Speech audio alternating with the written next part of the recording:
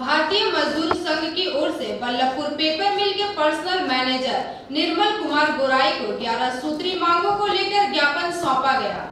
भारतीय मजदूर संघ की ओर से बल्लभपुर पेपर मिल के पर्सनल मैनेजर निर्मल कुमार गोराई को 11 सूत्री मांगों को लेकर ज्ञापन सौंपा गया। इस ज्ञापन के तहत जल्द से जल्द बकाया वेतन भुगतान किए जाने, पूजा बोनस के रूप में 22% पूजा के 15 दिन पहले देनी होगी।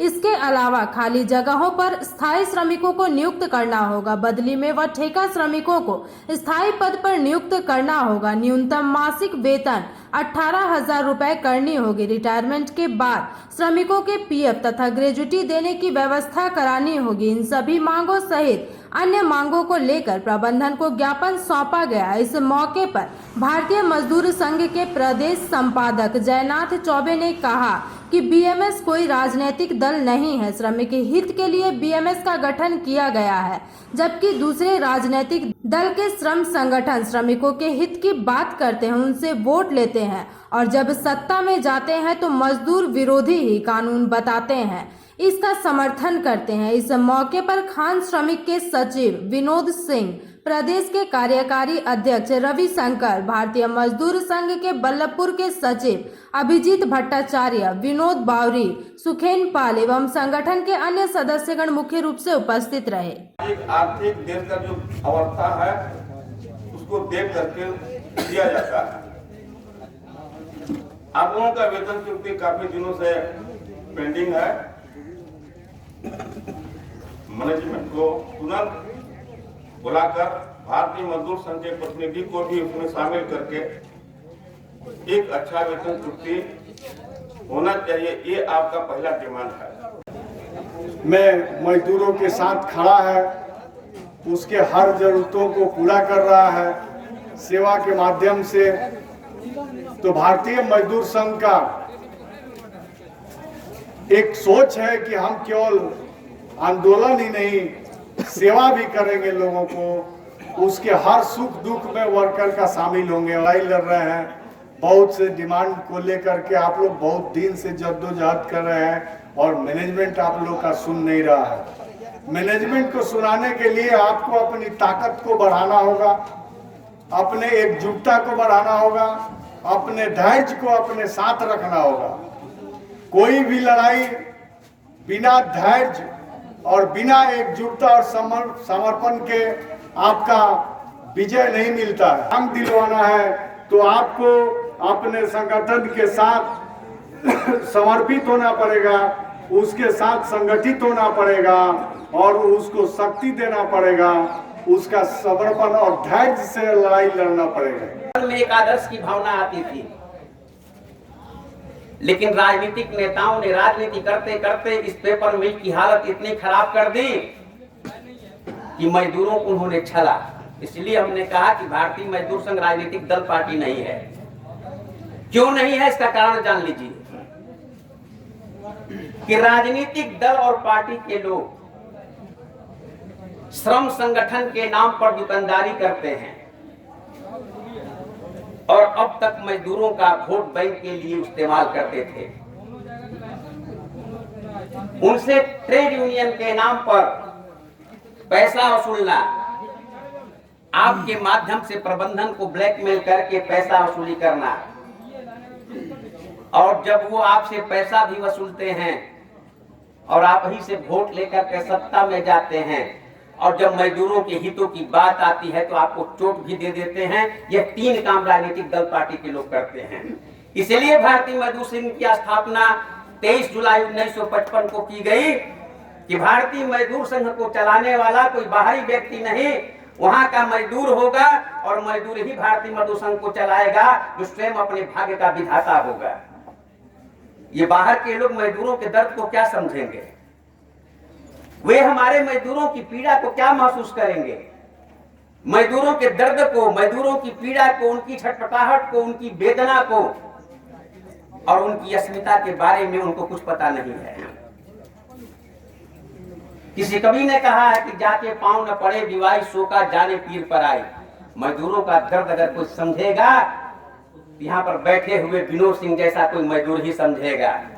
हमारे जैसा कोई मजदूर ही समझेगा, आप जैसा मजदूर ही समझेगा। स्लोगन है, हमारा नारा है, क्या नारा है कि देश के हित में करेंगे काम और काम के लेंगे पूरे दाम। हम देश के हित में काम करते हैं और देश के हित में काम करके हम पूरे दाम लेंगे। मजदूरों के बीच में ये नारा बहुत प्रचलित था जब वामपंथियों की सरकार थी, हमें याद है। क्या कहा जाता था? आसवार जावार सैलरी चाय, काज कुरले ओटी चाय, नारा था ना। बीएमएस ने कहा कि नहीं नहीं, देश के हित में करेंगे कि काम और काम के लेंगे पूरे दाम। अब उनके नारा को काटने के लिए हमारे कांग्रेस के मित्रों ने INTTUC के माध्यम से एक नारा चलाया। क्या कहा? रघुपति राघव राजा राम, आधा काम और पूरा दाम। ये इंटर का नारा आया। अब सोचिए कि आधा काम और पूरा दाम। मजदूरों के बीच में जाकर के लुभावने नारे देते हुए मजदूरों के उनके अधिकार के बारे में जानकारी तो देते थे, लेकिन मजदूरों का कर्तव्य क्या है, उनकी समर्पण क्या है, उनकी निष्ठा क्या है, इससे वो वंचित कर देते थे। इसलिए भारतीय मजदूर संघ ने कहा कि राष्ट्र का हित मजदूर के हित में ही एकात्म है। राष्ट्र का हित, मजदूर का हित एकात्म है। यानी कि राष्ट्र बचा रहेगा, मजदूर, देश खड़ा रहेगा तो मजदूर खड़ा रहेगा, लेकिन देश खड़ा नहीं रहेगा तो हमारा मजदूर खड़ा नहीं रह पाएगा। इसीलिए कहा गया, कौन बनाता हिंदुस्तान? तो भारत का मजदूर किसान। यानी कि राष्ट्र के निर्माण की कल्पना अगर कोई करता है तो अपने दोनों भुजाओं की ताकत से इस राष्ट्र का निर्माण हमारा मजदूर करता है। इसलिए हमारे फाउंडर दत्तोपंत ठेंगड़ी ने कहा कि जिस देश के मजदूर को तोड़ दिया जाएगा, उनको कुचल दिया जाएगा, तो वह राष्ट्र का कभी भी निर्माण संभव नहीं है। আজকে বিএমএসে যে জমায়েত হয়েছিল আমাদের ডেপুটেশন দেওয়ার জন্য, এখানে আমাদের বোনাস আর আজকে 17 মাস 18 মাস হতে চললো, এগ্রিমেন্টের কোনো কথাবার্তা ম্যানেজমেন্ট বলছে না, এখনও পর্যন্ত এগ্রিমেন্ট হয়নি। বেতন সংক্রান্ত যে আমরা কিছু জানতেই পারছি না ভিতর ভিতর কী হচ্ছে, তাই আমাদের দাবি দেওয়া ছিল। আর দাবি দেওয়া ছিল যে ESI পিএফের অনেক শ্রমিকরা এখানে পিএফের জন্য ভুক্তভোগী, তারা টাকা পাচ্ছে না। তাদের ম্যানেজমেন্টের ভুল, যে ম্যানেজমেন্ট যখন জয়েনিং করাইছিল তাদের এক ডেটে করেছিল, আধার কার্ড হওয়ার পর তাদের ম্যাচ হচ্ছে না। ম্যাচ না হওয়ার জন্য অনেক শ্রমিকদের এই প্রবলেম যে ওরা পিএফের টাকা উঠাতে পারছে না। কাউরির কোনো কারণে যদি অসুবিধা হয়ে যায় পিএফ থেকে লোন পাওয়ার জন্য, তাও তারা অ্যাপ্লাই করলে পাচ্ছে না। ম্যানেজমেন্ট সিধা হাত পা ঝেড়ে দিচ্ছে যে আমরা কোনো রকমভাবে সাহায্য করতে পারছি না, জানছি না, এবং তারা সবসময় বলছে যে তুমি ঠিক করো। এবারে ম্যানেজমেন্টের দোষ, অথচ আমাদের শ্রমিকদিকে সাফার করতে হচ্ছে।